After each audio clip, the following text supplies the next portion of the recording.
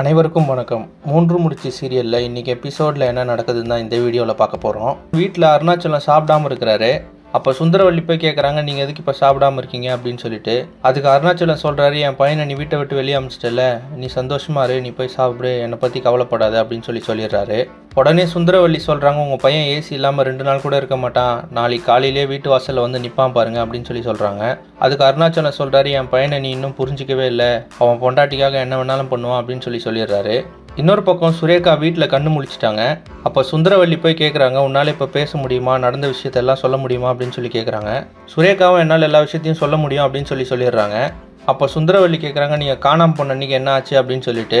அப்போ சுரேகா சொல்கிறாங்க, யாரோ ஒரு லேடி கால் பண்ணி ரஞ்சித் நல்லவன்னு சொல்கிறாங்க, ரஞ்சித்தை பற்றின எல்லா டாக்குமெண்ட்டும் எங்ககிட்ட இருக்குது, நீங்கள் வாங்க அப்படின்னு சொன்னதுனால நாங்கள் போய் பார்த்தோம், அவங்க ஒரு கச்சீஃப் கொடுத்தாங்க, அதில் மயக்க மருந்து இருந்தது, அதில் ஃபேஸை துடைச்சது நான் மயங்கி விழுந்துட்டேன் அப்படின்னு சொல்கிறாங்க.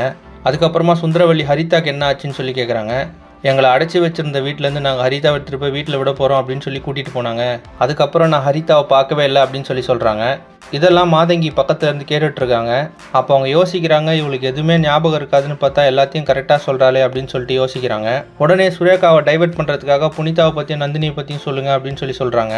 அதனால் சுரேகா என்னை கடத்தின கும்பலுக்கும் நந்தினிக்கும் ஏதோ தொடர்பு இருக்குது அப்படின்னு சொல்லிட்டாங்க. இன்னொரு பக்கம் நந்தினி வீட்டில் சூர்யா எல்லாரும் சாப்பிட்டுட்டு தூங்குறாங்க. அப்போ சூர்யாவுக்கு ரொம்ப வேர்க்குது.